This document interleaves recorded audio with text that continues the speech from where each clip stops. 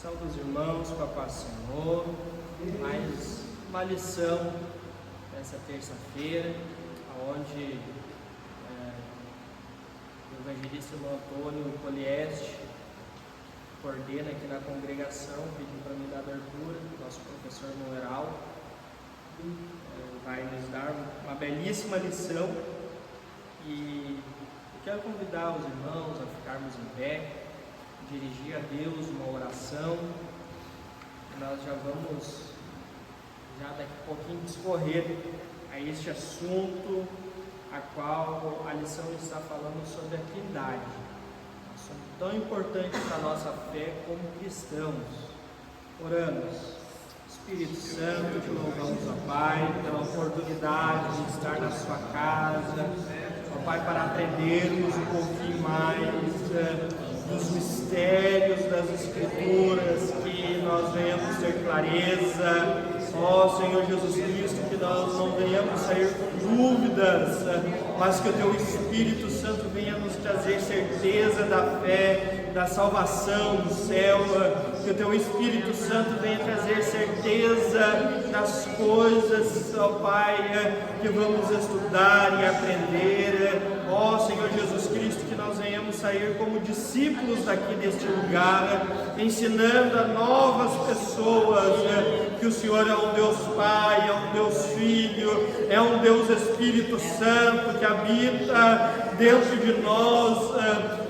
Senhor, é um Deus que cura, que salva, que liberta, que traz restauração, é um Deus a qual entra onde nós não conseguimos. Senhor, intercedemos pelos nossos irmãos que ainda vão de chegar. Senhor Jesus Cristo, te louvamos por tudo, em nome de Jesus. Amém. Ainda em pé, vamos dar início na leitura, lição de número 3.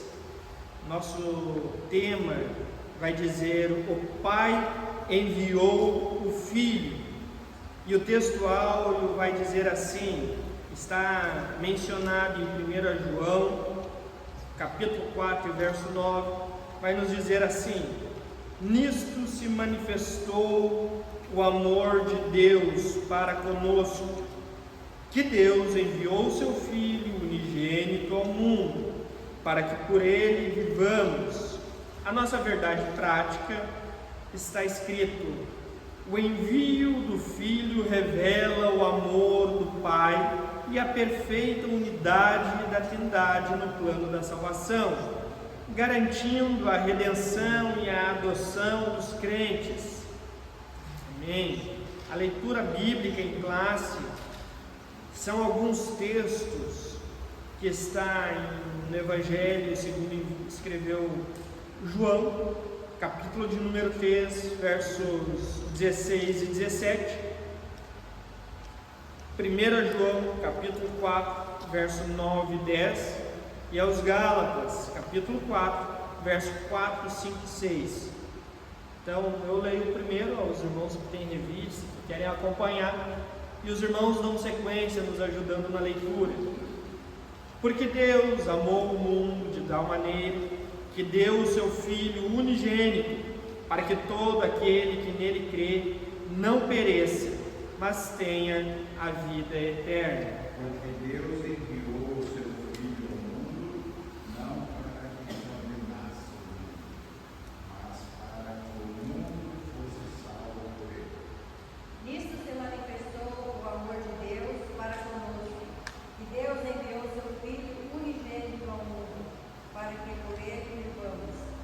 Isto está amor, não em que nós tenhamos amado a Deus, mas em que Ele nos amou e enviou seu Filho para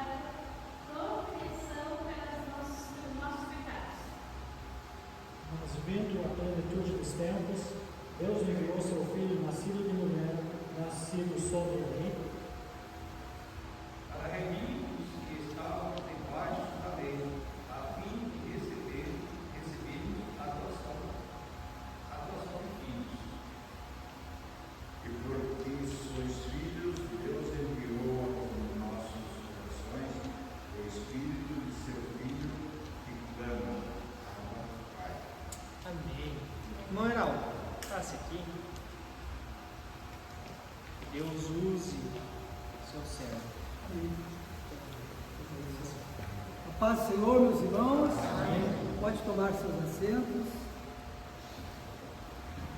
Espero nessa noite que a bondade de Deus Pai, a graça do Salvador Jesus Cristo e a comunhão do Espírito Santo me ajude a poder ministrar essa lição junto com os irmãos, para que possamos aprendermos um pouquinho mais sobre o Senhor Jesus e sobre a amada Trindade de Deus. Os irmãos sabem que a Trindade de Deus é formada pelo Pai, o Filho e pelo Espírito Santo. São três pessoas distintas, mas em um único Deus. Um único Deus que mantém essa Trindade, né? Deus Criador dos céus e da terra, e seu Filho amado, o Verbo que se fez carne e habitou entre nós. E a Bíblia diz que esse Verbo se fez carne, habitou entre nós e vimos a sua glória como a glória do unigênito do Pai, cheio de graça e de verdade. Portanto, Jesus Cristo, Ele é a verdade, aquele caminho que diz: eu sou o caminho, a verdade e a vida. Não há outro caminho, não há outro Deus, não há outra esperança. Ele somente é essa preciosa esperança. Vamos entrar, irmãos, no tema, vamos dar uma observada na introdução. A introdução nos diz: no plano eterno da redenção, o Pai é quem enviou o seu Filho para salvar o mundo. Enviou o seu Filho para salvar o mundo.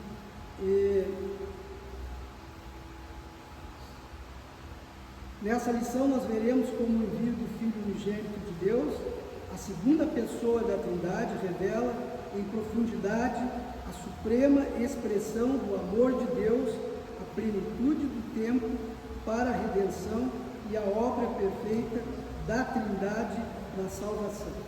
A plenitude significa no tempo inteiro ou no tempo completo, no momento certo. Aquela hora era a hora em que o Senhor deveria enviar o seu Filho para realizar essa grande obra de redenção e restauração de toda a humanidade. O primeiro tópico diz: o envio do Filho e o amor do Pai. O amor incondicional do Pai e o envio de Jesus Cristo, o Filho unigênito do Pai, é a maior demonstração do amor de Deus ao mundo. João 3,16. Eu gostaria de fazer uma pergunta para os irmãos. Os grandes teólogos afirmam que João 3,16 ele é o versículo, é o texto áureo das Escrituras Sagradas. Os irmãos sabem o que significa texto áureo? Alguém aí se arrisca? O que quer dizer o texto áureo? Não? Pois bem, o texto áureo significa o seguinte: a palavra áureo significa ouro ou coberto de ouro. Como esse versículo, ele é um versículo mais precioso da Bíblia, ele teria que vir envolvido em alguma coisa que fosse precioso. E a grande preciosidade para toda a humanidade se chama ouro. Mas há algo muito além do que o ouro. É o sangue de Jesus Cristo. O ouro, através do texto áureo, é essa porção fenomenal, né? Que sintetiza esse versículo de João 3,16. Mas a maior preciosidade, que além do ouro, é o sangue de Jesus que foi derramado naquela cruz. Por isso, todo aquele que nele crê tem vida eterna. Crê no unigênito Filho de Deus. O verbo grego para este amor é agapão e substantivo é ágape. O que significa a palavra ágape? A palavra ágape, ela significa algo incondicional. Por isso que o amor de Deus foi tão glorioso, enviando o seu Filho para morrer naquela cruz em troca de nada. Ele não queria nada em troca. Ele simplesmente queria realizar a plena vontade daquilo que estava estabelecido desde a fundação do mundo. Esta obra já estava estabelecida desde a fundação do mundo. Portanto, essa palavra ágape significa isso, o amor incondicional de Deus, que não estava condicionado a nada, somente a realizar a grande obra do resgate da humanidade através daquilo que ele tinha de mais precioso, o seu filho. E eu pergunto, quem de nós teria capacitação de entregar um filho em favor de alguém? É difícil, né? Para nós, seres humanos, isso é praticamente impossível. Eu não vejo como alguns de nós poderiam entregar um filho por alguma coisa para ser morto.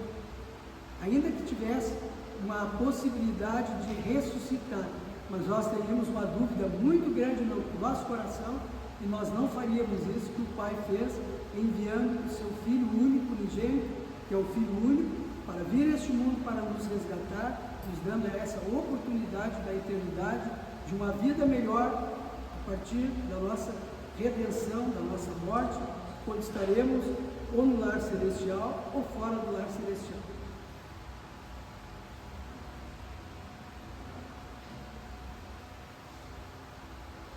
A expressão da natureza essencial de Deus e a busca pelo bem-estar de todos, conforme usado acerca de Deus, manifesta o interesse profundo e constante de um ser perfeito para seres completamente indignos. Em João, na primeira carta de João, no capítulo 4, no versículo 8, está escrito: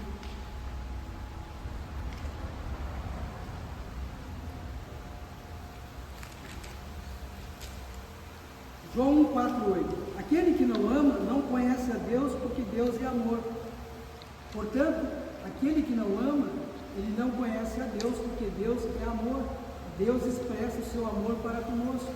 Então, se nós não amarmos, nós não conhecemos a Deus.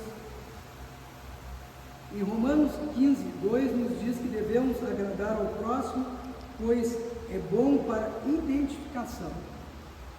E quando nós olhamos para o próximo, expressamos o amor, é o amor de Deus que está em nós.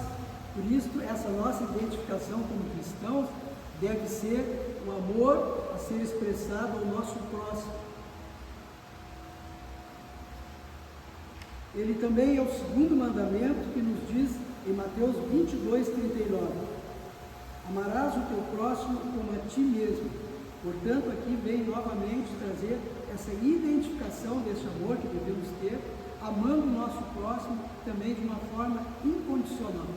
Mas é interessante quando nós vamos fazer algo por alguém, nós vamos abençoar alguém, nós seres humanos levando a mão, nós levamos dessa forma. Quando entregamos, já ficamos com a mão estendida para receber algo em troca. Não é como o amor de Deus, que é incondicional, ele não se condiciona a nada. Mas nós seres humanos temos esse mau hábito de fazermos algo por alguém esperando algo em troca. Isso é a condição do homem natural, mas do Deus Criador, do seu Filho amado Jesus e do Deus Espírito Santo é totalmente o oposto. Em Efésios 2:4-5 nos diz, no 4, Deus, pela sua rica misericórdia, foi que nos amou. E no 5 nos diz, estando nós mortos em nossos delitos, nos vivificou com Cristo pela graça, ou seja, por este favor imerecido. Portanto, nós estávamos seguindo o rumo dessa vida, que é um rumo de pecados, não se preocupando com nada, porque nada podia travar a nossa vida. Vivíamos como ovelhas desgarradas que não têm pastor, levando uma vida de acordo com aquilo que entendíamos estar certo. Mas a bondade de Deus, ela veio nos trazer essa esperança por esta graça que nos encontrou um dia, esse grande favor imerecido. A palavra graça, ela significa favor imerecido. É este favor que Deus tem nos dado através de Cristo Jesus, o autor desta graça.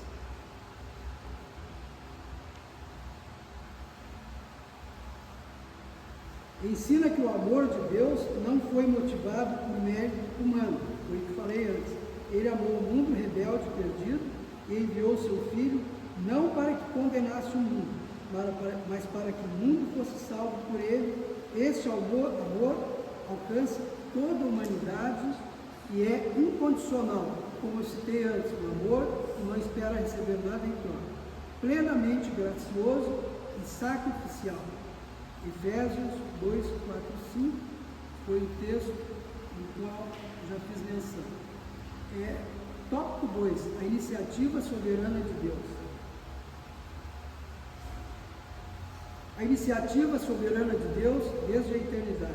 Antes da queda, lá no Éden, Deus traçou um plano de redenção em que Cristo, até mesmo anterior à fundação do mundo, o Filho já estava destinado para a nossa salvação.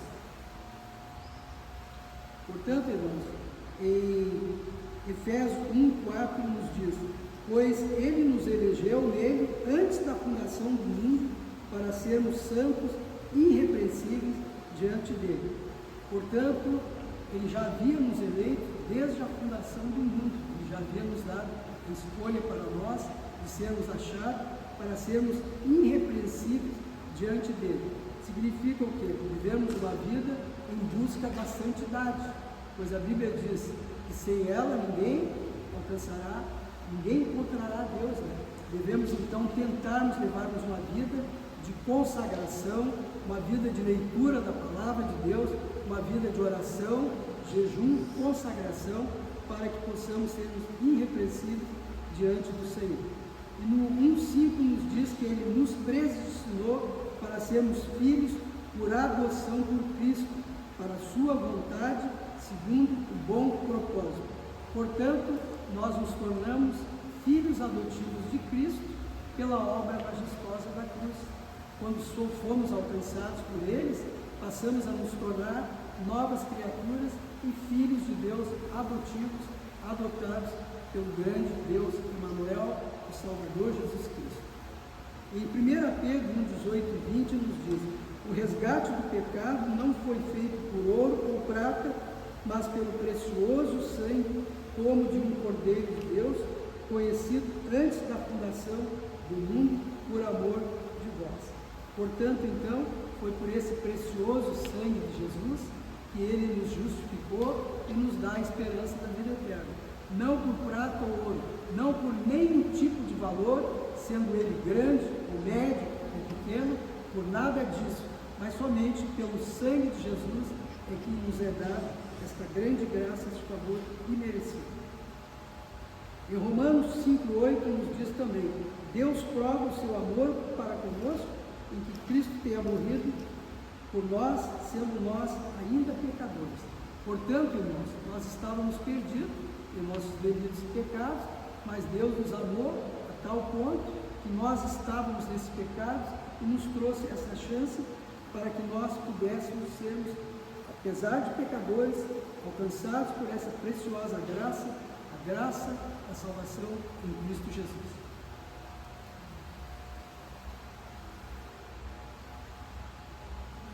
O tópico 3 nos diz o envio do Filho e a Trindade. Embora a missão do Filho seja descrita por meio do verbo enviar, a ideia aqui é de um presente precioso de Deus. Em seu amor soberano, o Pai ofereceu a sua dádiva mais preciosa, o seu Filho unigênito, para que por ele vivamos. 1 João 4,10 nos diz: nisto está o amor, não em que nós tenhamos amado a Deus, mas em que Ele nos amou e enviou o seu Filho para a propiciação dos nossos pecados. Portanto, não foi pelo amor de nós, seres humanos, que Deus enviou o seu Filho, mas pelo amor próprio desse Deus que é plenamente amor, que enviou o seu Filho.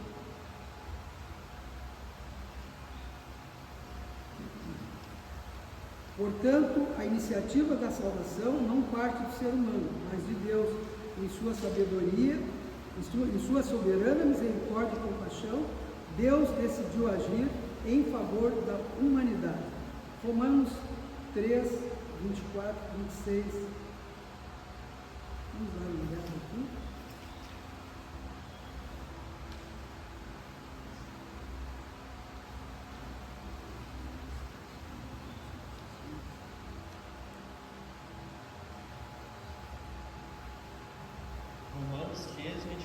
Romanos 3, 24 e 26.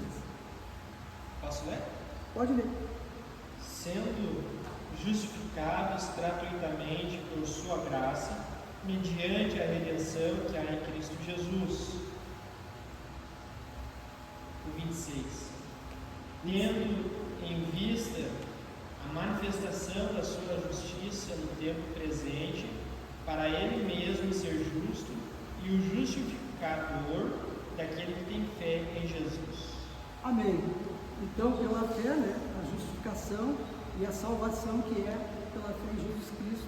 Por este motivo foi que Deus veio nos justificar, sendo que somente por Cristo não há outra possibilidade de não termos esta fé em Cristo para que possamos alcançar esta eleição, de sermos encontrados em graça e sermos salvos. Somente pela fé em Cristo. Amém, irmãos?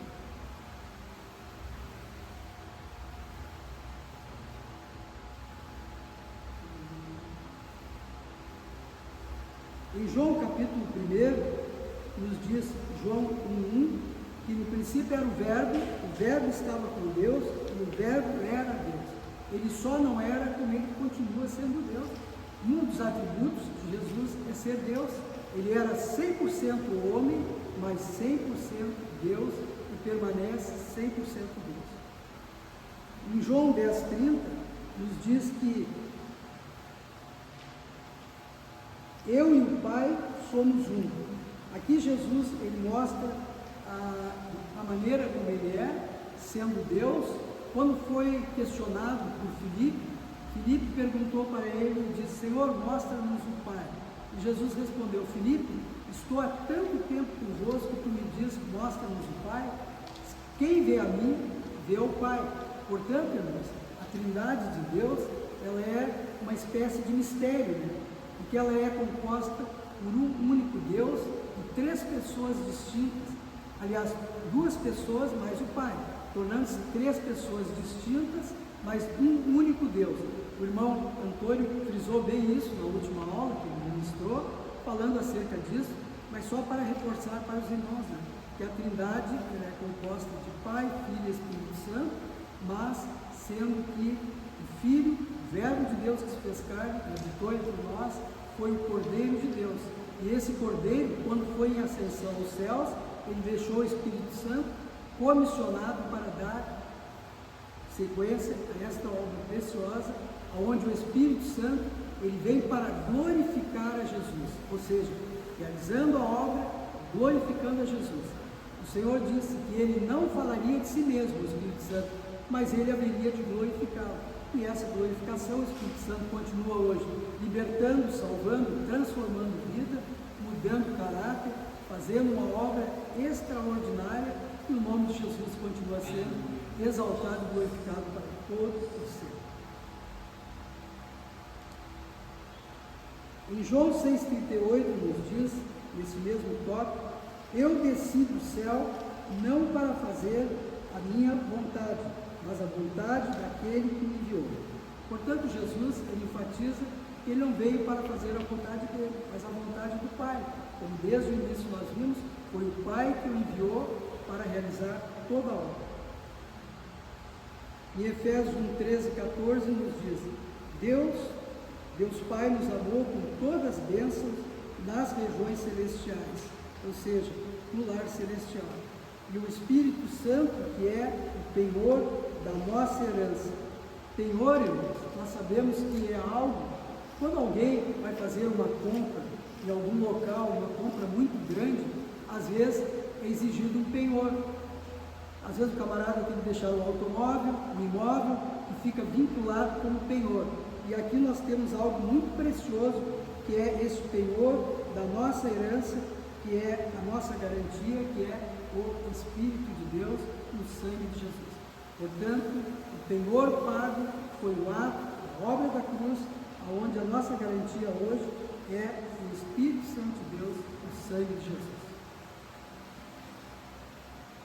Vamos para o tópico número 2:1. O Filho e a plenitude dos tempos.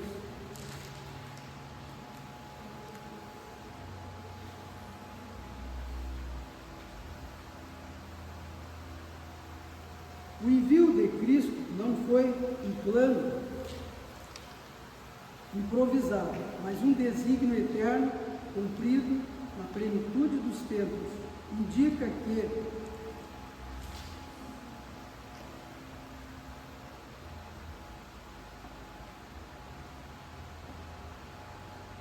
que a vinda do Messias se deu no tempo determinado por Deus Pai. A Trindade, em perfeita sabedoria e unidade, determinou o momento exato para a execução do plano redentor. Historicamente, o domínio romano construiu estradas e rotas comerciais que contribuíram para a disseminação do Evangelho. A cultura grega unificou o mundo por meio do grego, tornando possível a escrita do Novo Testamento em uma língua conhecida e popular.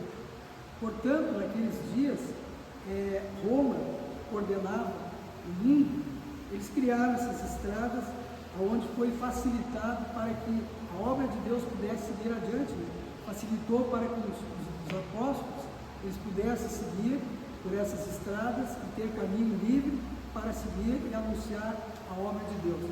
E também a língua que foi popularizada foi o grego, da onde o Novo Testamento é escrito, né, do hebraico para o grego. Então, o Novo Testamento ele é escrito no grego.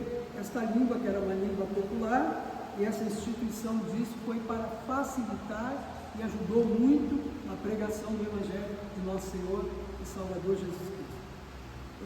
Nós vamos ver na sequência ainda desse tópico. No judaísmo, apesar da rejeição dos líderes entre o povo, a expectativa disso sinaliza que Deus preparou o cenário para a chegada do Salvador. Nós vamos ver em Lucas 2:25 e 2:38 a história de Simeão. Esse ancião Simeão, o Senhor havia prometido a ele que ele não partiria antes de ter visto o Messias. O Senhor fez essa promessa para esse ancião que estava com dias avançados. Este homem de Deus, diz a Bíblia, que o Espírito do Senhor estava sobre ele e ele aguardava a redenção de Israel. Continuamente no templo, orando, consagrando sua vida, uma vida que todos nós devemos ter, né? Uma vida de consagração, embora ainda não chegamos à idade muito avançada, mas até os mais jovens, mais velhos, devem levar uma vida.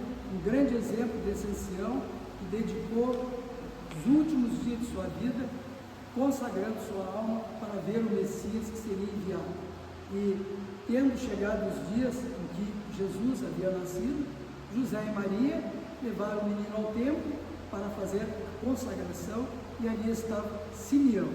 Tomou o menino em seus braços e falou acerca do menino palavras duras, mas também palavras de consolo. Ele disse que seria para a elevação de Israel para alguns e contradição para muitos o menino que estava ali, o Senhor Jesus Cristo. Também havia uma profetisa chamada Ana. Essa irmã, com seus dias avançados, ficou viúva muito jovem e 7 anos do casamento ela tornou-se viúva, mas ela era uma profetisa que dedicou a sua vida a servir no templo, com jejuns, com oração, consagrando a sua vida ao Senhor. E no tempo oportuno, estando ela no templo, viu quando o Senhor Jesus havia chegado, Simeão havia consagrado, e ali alegrou o coração dessa serva, que também esperava esse tempo de ser acontecido na vida de José e Maria, onde o Senhor estaria sendo preparado através de palavras proféticas acerca do que aconteceria na vida do Salvador Jesus. Pois não? Se me permite, a gente está falando sobre Deus, sobre a Trindade. Sim. E é importante que esse tópico vai falar sobre a questão de Cristo ter vindo na plenitude dos tempos. Né? Isso para nós é muito importante, já que a gente está estudando a respeito da pessoa de Deus, do caráter de Deus, de como Deus é, de que Deus ele tem um tempo preciso e determinado, ele não reage a uma ação, né? Ele não tem algumas coisas estão acontecendo de um jeito que ele vai ter que tomar uma atitude para então tratar com o assunto, né?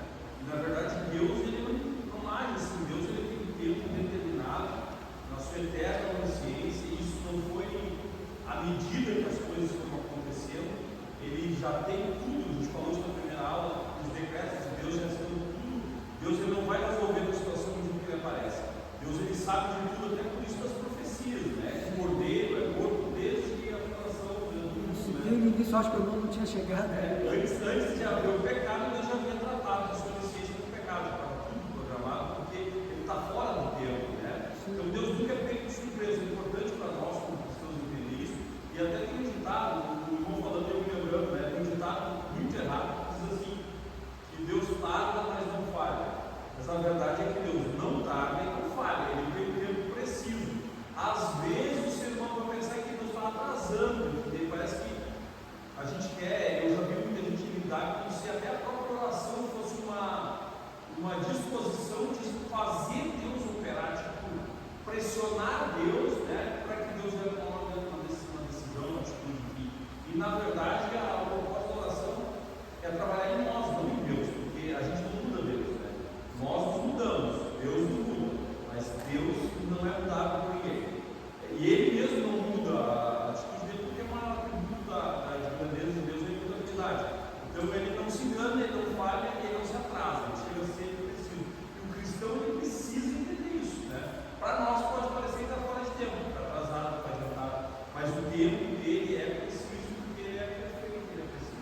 Soberano, e sobre a onisciência dele, que conhece todas as coisas, e ele formou todas as coisas, né? Então tudo está sob o domínio dele. Não tem como nós falarmos que o tempo dele está atrasado, está errado, porque todas as coisas são de acordo com a vontade dele.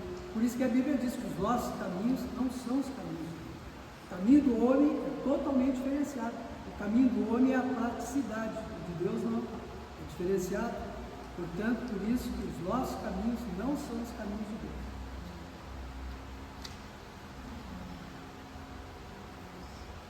Tópico 2, o filho nascido sob a lei.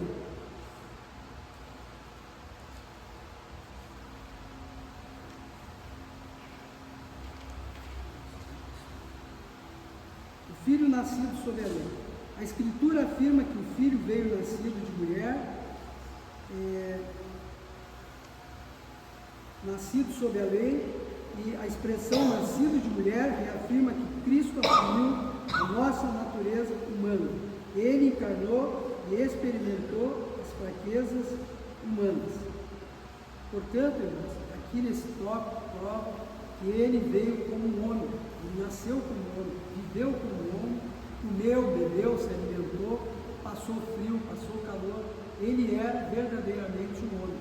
Ele não era um espírito vivificante, como algumas seitas dizem ser ele. Dentro do espiritismo, por exemplo, eles tentam afirmar que ele era um espírito vivificante. Não, ele não era um espírito vivificante. Ele era nascido de mulher, homem, 100% homem e 100% Deus.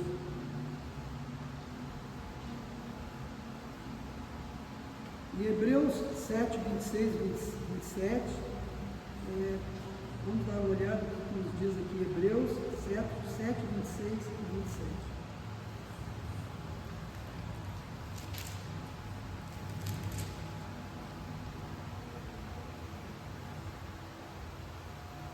Convia-nos tal sumo sacerdote santo, inocente, imaculado, separado dos pecadores, feito mais sublime do que os céus, que não necessitasse, como sumo sacerdote, de oferecer sacrifícios, primeiro por seus próprios pecados e demais depois pelo povo. Isto fez ele uma vez por todas, quando a si mesmo se ofereceu. Então, irmãos, como era o sacerdócio no passado, o sacerdote ele tinha que, antes de oferecer o sacrifício pelo povo, oferecer por si mesmo. Mas Jesus Cristo não. Ele, como não tinha pecado, ele é o sacerdote eterno e não havia essa necessidade de fazer esse tal sacrifício que faziam os sacerdotes na época. Ele, por ser o perfeito sacerdote, o perfeito sacerdote não precisava fazer expiação por ele, porque ele é o perfeito sacerdote.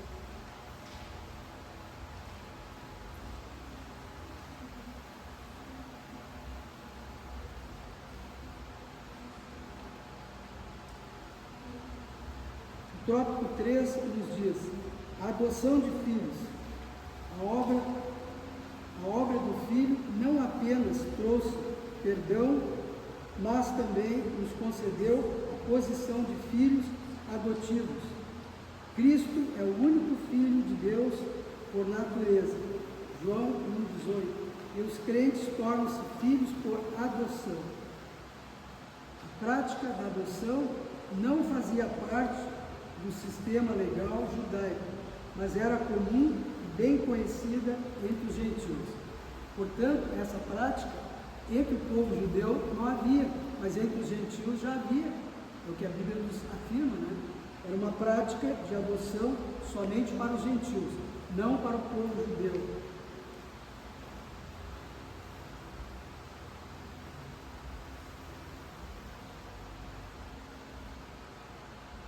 Em João 1,18, vamos ver o que nos diz em João 1,18.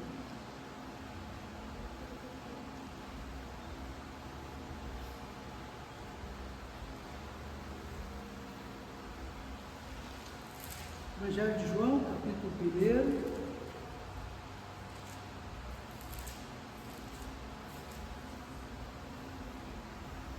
Ninguém nunca viu o Deus, mas o Deus unigênito que está do lado do Pai é quem o revelou. Portanto, Jesus Cristo é Ele quem revelou a este Deus, estando Ele no seio do Pai, ou estando ali desde a fundação do mundo, junto ao Pai, né? Ele fala da glória que Ele teve junto ao Pai, lá no início, e Ele é aquele que estava no seio do Pai, que revelava ao Pai, como Ele se revelou ao Filipe, como já vimos antes, né? Então, Ele é este Deus que estava lá no seio do Pai, lá na criação, onde a Trindade estava junto, né? O Pai, o Filho e o Espírito Santo.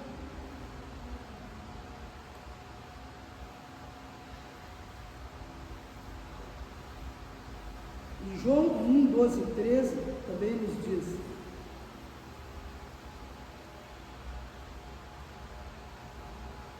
no entanto, a todos que receberam, aqueles que o receberam e creem em seu nome, dá-lhes o poder de serem feitos filhos de Deus. Filhos nascidos não do sangue, nem da vontade da carne, nem da vontade do homem, mas da vontade de Deus. Portanto, os filhos de Deus não são nascidos da vontade do homem, mas da vontade de Deus, porque o próprio Deus é quem nos escolhe. Jesus disse: Pai, nenhum daqueles que tu me deu, eu deixarei sem que esteja comigo. Todo aquele que Deus deu a Cristo, Ele assim o tomou, fazendo-se adotivo. Portanto, por isso, a adoção nossa por Cristo, ela é feita pela obra gloriosa da cruz. Portanto, através do sangue de Jesus, é que somos justificados e nos tornamos filhos de Deus, segundo a sua palavra. Isso é um conceito que também é bastante equivocado, né? A gente falou de um ditado e não tem nada de realidade, né? Que é o ditado do Pai. E esse pensamento de que todos são filhos de Deus. Na verdade, a Bíblia é que Deus, né, Deus nos adotou, os filhos nos adotados, né? A partir do momento que cremos no Senhor Jesus Cristo como Senhor e Salvador, né? Confessamos a nossa situação de pecadores. E quem não está debaixo de Cristo, né, debaixo da lei, debaixo do sangue de Cristo, ele na verdade ele é uma criatura de Deus. É uma criatura do ser criado. Até a criação só passando por Jesus Cristo, não tem outro caminho. Né? Só pela expiação, não tem outra maneira. Porque o que vive no ser humano, quando não ainda entregou a vida a Cristo, é o pecado que vive na vida dele. Ele não tem como ser considerado um filho de Deus, é uma criatura. Um ser apenas criado só se torna filho de Deus pela adoção. Por isso que o texto vem tratando, a sequência dos textos, falando sempre sobre adoção, né? Porque não há outra maneira que importa por qual sejamos salvos, a não ser por essa adoção e por uma mudança de caráter totalmente transformado. Porque quem mora na casa, somos o homem antes da conversão, é o adversário. Ali ele está coordenando a vida da pessoa, trazendo uma tragédia total na vida do homem, levando o homem a vícios degradantes, imoralidade, tudo aquilo que não presta está na vida do homem. E quando o homem encontra com Cristo, quando Cristo encontra com esse homem, ele muda totalmente seu comportamento. Uma vida agora direcionada pelo Espírito de Deus, é uma vida de filho de Deus, pela adoção em Cristo Jesus. Não há outra forma, somente pela adoção, pelo sangue de Jesus, a justificação. Romanos 8, 15 e 16.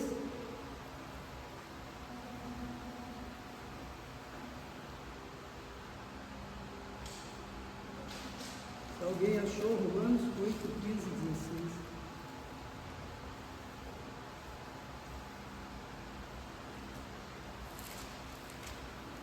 Romanos 8, 15 e 16. Pois não recebestes o espírito de escravidão para outra vez estarem em temor, mas recebeste o espírito de adoção, pelo qual clamamos, Abba Pai ou Papai. Mais uma vez, tratando do tema de adoção. O 16 diz: o mesmo Espírito testifica com o nosso Espírito que somos filhos de Deus. Portanto, o Espírito Santo, ele testifica com o nosso Espírito, com o Espírito do homem, agora regenerado pelo sangue de Jesus, que somos filhos de Deus. A partir daquilo que o irmão Antônio falou, somente pelo resgate, né? Nem todos são filhos de Deus, a não ser aqueles que tiveram a sua fé firmada em Cristo e que passaram pelo processo de uma nova vida transformada com adoção.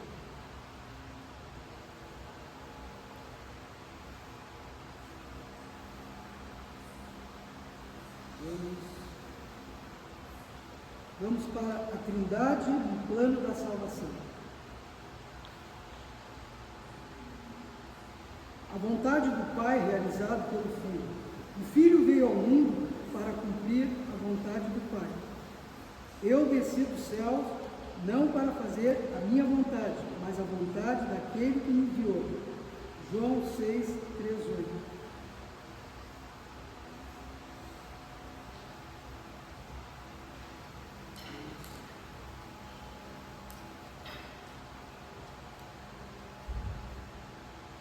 Vamos ver o que diz aqui em João 6.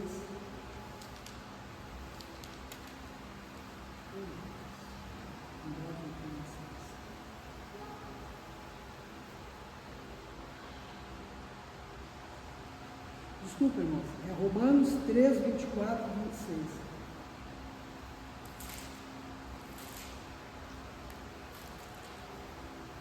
Carta aos Romanos 3, 24 e 26. Sendo justificados gratuitamente pela sua graça, pela redenção que há em Cristo Jesus, Deus o propôs para propiciação pela fé do seu sangue, para demonstrar a sua justiça pela remissão dos pecados dantes cometidos sob a tolerância de Deus.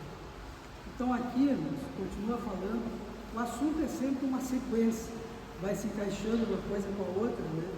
E se não for pelo sangue, não há como haver justificação. 3, 24 e 26. Para a demonstração da sua justiça, neste tempo presente, para que ele seja justo e justificador daquele que tem fé em Jesus. Portanto, por isso que a salvação é pela fé em Cristo Jesus. E por essa justificação, aonde não houver justificação, não tem como haver salvação. Não tem como haver uma outra maneira, impossível. Somente pelo sangue e pela justificação que é dada a todo aquele que crê, todo aquele que abre o coração para ouvir a palavra de Deus e aceitar a Cristo como Senhor e Salvador de suas almas.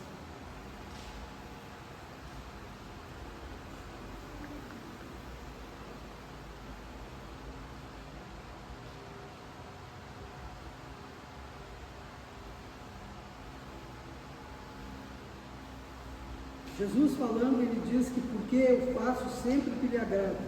Esta obediência alcançou o clímax na entrega voluntária da sua vida por amor, sendo obediente à morte e morte de cruz. Portanto, Jesus, ele foi obediente à chamada dele para essa obra, né? E foi morto por essa cruz, a qual a Bíblia nos orienta, sabemos acerca de toda essa história, e ele foi obediente até a morte e morte na cruz. Em nenhum momento houve algo que pudesse impedir que Jesus fosse realizar o propósito de Deus, porque ele era extremamente, 100% obediente a tudo aquilo que o Pai ordenara, ao ponto do Senhor Pai dizer que este é o meu Filho amado em quem a minha alma se compraz. ou em quem haja alegria, ou seja, ele alegrava o Pai, realizando a vontade plena do Pai com submissão. E é isso que nós, como servos de Deus, devemos continuar sendo submissos a Cristo, dentro de um contexto onde a nossa vida deve ser uma vida de busca constante da Palavra de Deus, sem deixarmos de lado e trocarmos aquilo que é precioso por coisas que não levam a nada. Muitas vezes podemos perder nosso tempo olhando o celular ali 1 hora, 2 horas. Tem pessoas que passam até mais de 2 horas no celular, deixando de estar procurando uma comunhão através da oração, do jejum, da leitura da palavra, ou ouvindo uma mensagem, perdendo um tempo, deixando de ser submisso, porque aquele que é submisso, vive uma vida espiritual regada, ele procura agradar a Deus, fazendo a vontade de Deus e para a sua própria edificação. E a nossa edificação, ela só pode vir através da comunhão com a palavra, de hinos verdadeiramente espirituais, estudo da palavra, vendo grandes mensagens, enchendo o nosso coração daquilo que é bom e sendo obedientes segundo o desejo do Pai para com as nossas almas.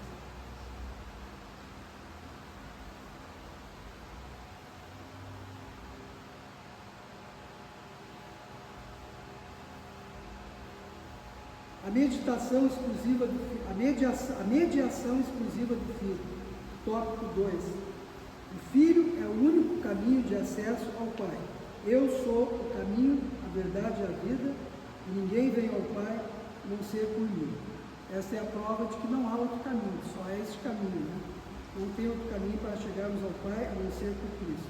Esse acesso é exclusivo porque ele é a revelação plena do Pai e o único que pode satisfazer a justiça divina.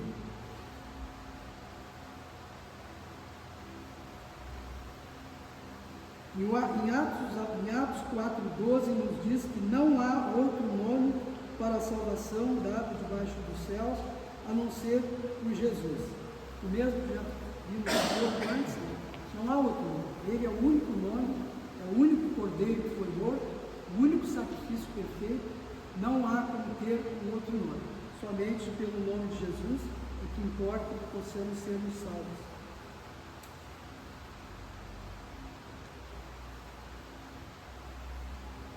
João 15, 26, vamos ver o que ele nos diz.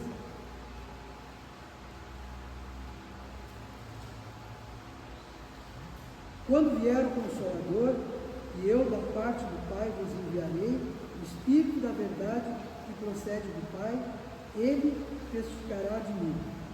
Aqui Jesus faz menção de que o Espírito Santo, ele iria testificar dele, e iria inclusive lembrar aos apóstolos tudo aquilo que ele havia lhes ensinado. Então, o Espírito Santo, ele viria estar dando essa sequência à obra de Deus, cooperando junto e ensinando os apóstolos o que eles deveriam fazer, instruindo-os, para que eles pudessem tocar a obra adiante, e até os nossos dias de hoje tem chegado até nós essa obra, porque o Espírito Santo continua realizando essa obra e glorificando a Jesus. É aquilo que Jesus disse: ele não falará de si mesmo, mas ele há de me glorificar.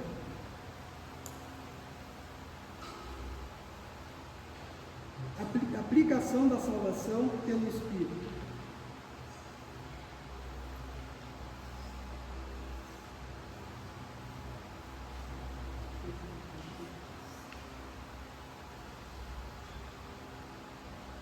O Espírito Santo, chamado de Consolador, o Espírito da verdade, foi enviado pelo Pai e pelo Filho Jesus. Disse que o Espírito viria para convencer o mundo do pecado, da justiça e do juízo. E o Espírito que ilumina a mente para conhecimento de Deus. Ensina a verdade, regenera os pecadores, sela os que creem. Aqui, irmãos, tem um detalhe muito importante. O Espírito Santo é ele quem sela, mas quem batiza é o Senhor Jesus. Nos Evangelhos nós vamos ver em Mateus, quando João está batizando, ele disse: olha, há um no meio de vós que vós não os conheceis, ele vos batizará com o Espírito Santo e fogo. Também, no segundo Evangelho, também de Marcos diz a mesma coisa, que ele, Jesus Cristo, é quem haveria de nos batizar, e não o Espírito Santo. O Espírito Santo, ele é colocado sobre nós, mas quem faz isto é o Senhor Jesus. Lá no dia de Pentecostes, quando eles estavam aguardando a ordem que Jesus havia dado para permanecer em Jerusalém, até que do alto fossem revestidos do poder. Poder para quê? Poder para pregar o Evangelho, realizar a grande obra. Tanto que quando eles são batizados ali, quando Jesus os batiza, quando eles estavam ali, 120 almas naquele local chamado Cenato, o batismo, eles receberam o batismo, falaram línguas estranhas, a línguas daqueles povos que estavam ali. Logo em seguida questionaram a Pedro, dizendo que eles estavam embriagados, e Pedro disse que eles não estavam embriagados, sendo aquela hora do dia, 9 horas da manhã aproximadamente, mas aquilo era o que Deus havia prometido desde o profeta Joel, que nos últimos tempos seriam batizados no Espírito Santo. E o que acontece? Quando Pedro prega a primeira mensagem, 3.000 almas se converteram. Segunda mensagem, 5.000 almas. De uma congregação que era de 120, agora se tornou quase 8.200 pessoas. Glória ao trabalho que tiveram esses homens, né? Para dirigir esse trabalho, 12 homens para 8.000 e poucas pessoas. É árduo trabalho, né? É um trabalho exaustivo, mas o Senhor deu graça e o Espírito Santo foi falando com eles, foi fazendo a direção daquilo que deveria ser feito e a obra foi concluída.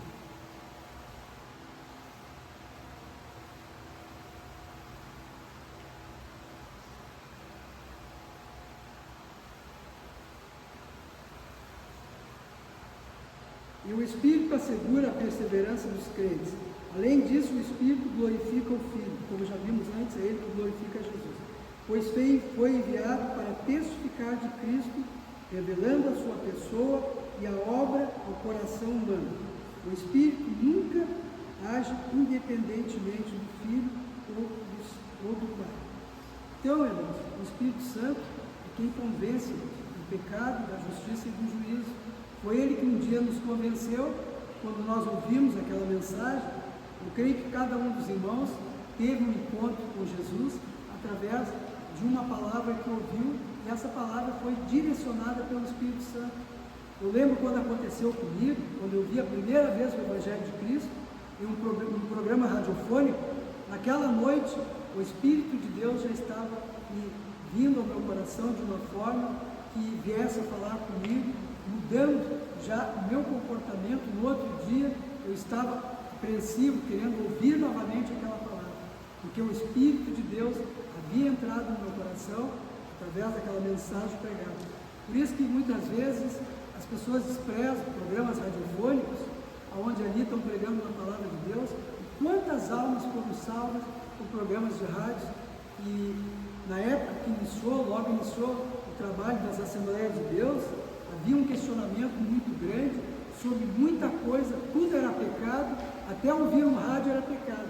Perderam muito tempo deixando de ter programação nas emissoras de rádio, onde depois, quando abriram espaço, começaram a ganhar multidão de pessoas, né? Então, no tempo certo, quando o Espírito de Deus ele convence o homem do pecado, da justiça e do juízo, o homem se entrega totalmente e se torna uma nova criatura, renascida em Cristo Jesus.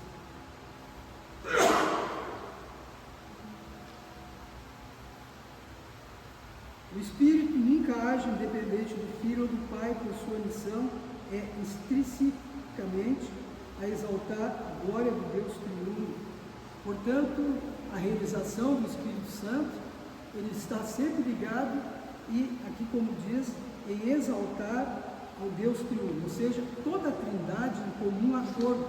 Como nós vimos na aula passada, eles são coexistentes, os três trabalham em comum acordo. Não há uma divergência, né, irmão, de um dizer uma coisa, o outro dizer outra coisa. Os três trabalham em perfeita harmonia. A Trindade de Deus, ela é perfeita. Embora a Trindade não apareça na Bíblia, essa palavra Trindade, mas ela é perfeita em todo o seu agir, em todo o executar. Não tem como negarmos a Trindade de Deus. Quando o Senhor disse, façamos o homem a nossa imagem e semelhança, ali estava a Trindade, ali estava o Pai, o Filho pelo Espírito Santo. Lá no início também, quando o Senhor disse, haja luz, ali tem um pequeno mistério do haja luz. Quando disse haja luz, ali estava quem? O Verbo de Deus, a expressão de Deus, ali estava Jesus, o Verbo, falando, haja luz. E é interessante que essa luz, ela aparece de uma forma que eu tinha um entendimento diferenciado, até entendendo a palavra de Deus diferente.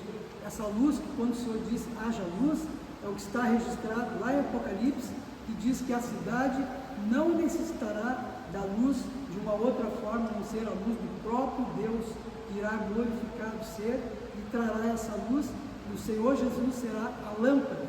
Então essa luz inicial não é ainda o sol e a lua que aparece no capítulo 4, né, irmão Antônio? Lá no capítulo 4, o Senhor diz que iria fazer o sol e a luz, os dois do meio, um para a noite, o outro para o dia. Mas ali, quando o Senhor disse haja luz, foi a ação do Verbo de Deus, o fonema de Deus, a expressão de Deus, que era o Senhor Jesus, sendo Ele Deus, junto com o Pai e o Espírito Santo, ali iniciando toda a criação. Amém, irmãos? Eu aqui encerro o Antônio e passo por nós.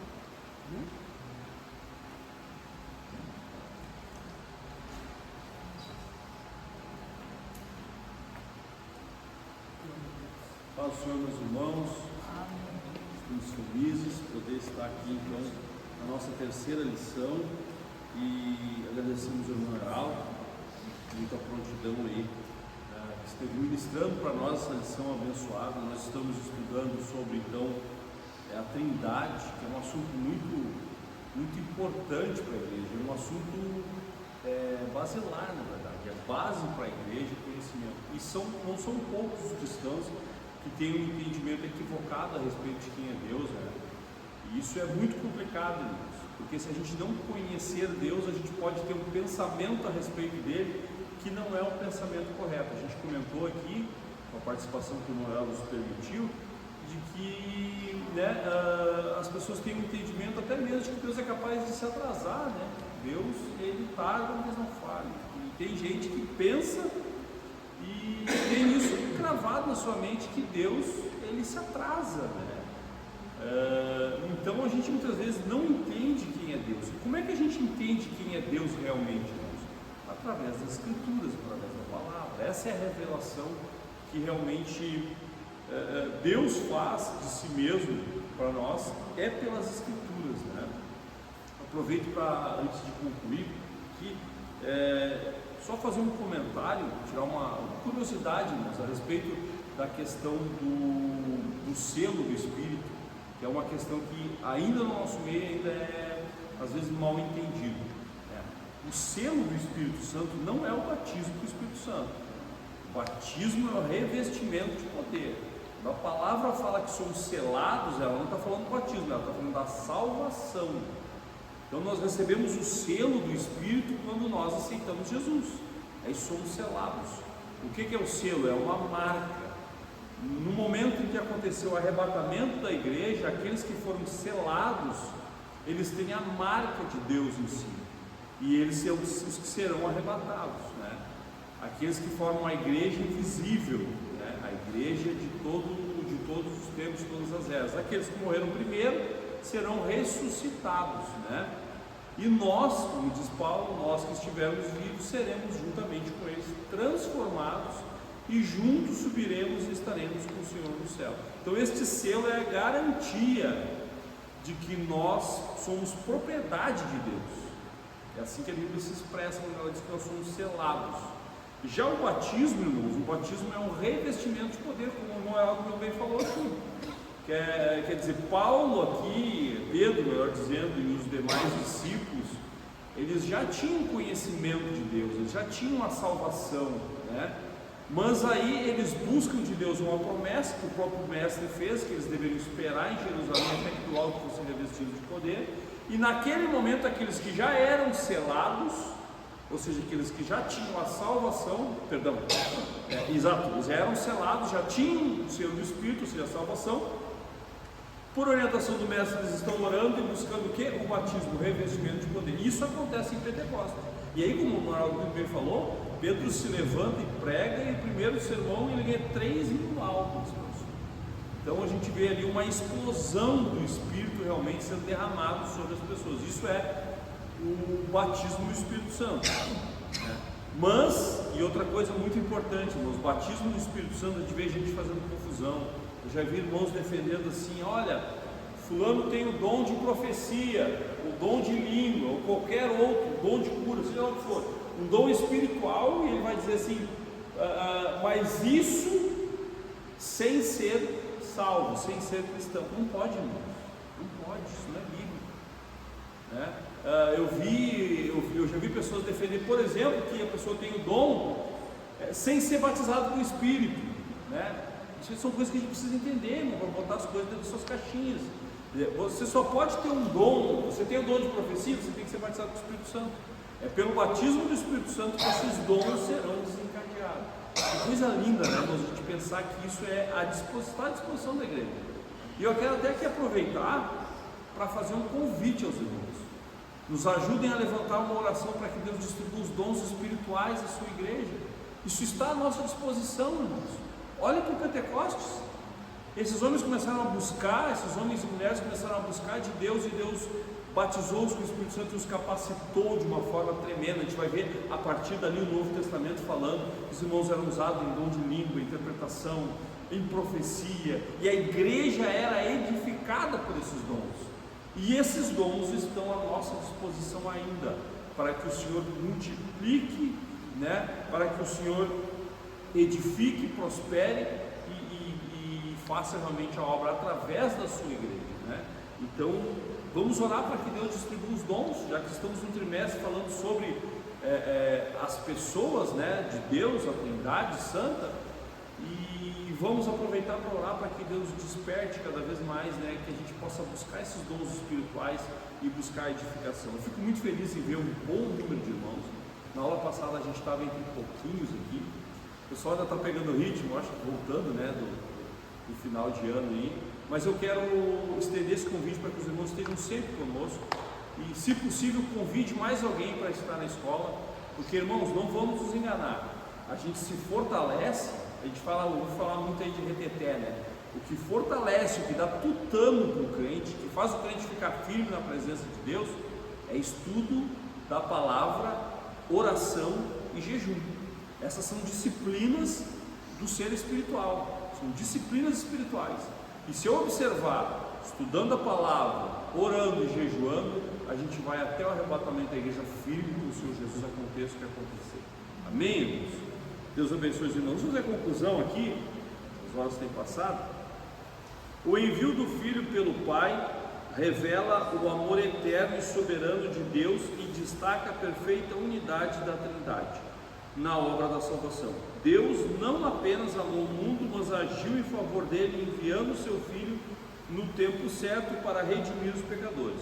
O Filho, em obediência plena, realizou a redenção, e o Espírito Santo, em sua atuação eficaz, aplica a salvação ao coração dos crentes.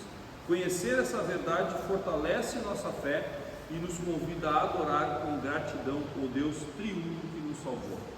Amém, irmãos? Alguma pergunta, alguma colocação? A gente tem muito nesse trimestre para aprender a respeito desse Deus glorioso, esse Deus grandioso, né? Que nos amou primeiro, antes de mais nada, e nos estendeu essa tão preciosa salvação. Então, fica o convite para que os irmãos continuem nesse propósito de aprendermos a palavra de Deus. Nós vamos fazer a partir da semana que vem, irmãos,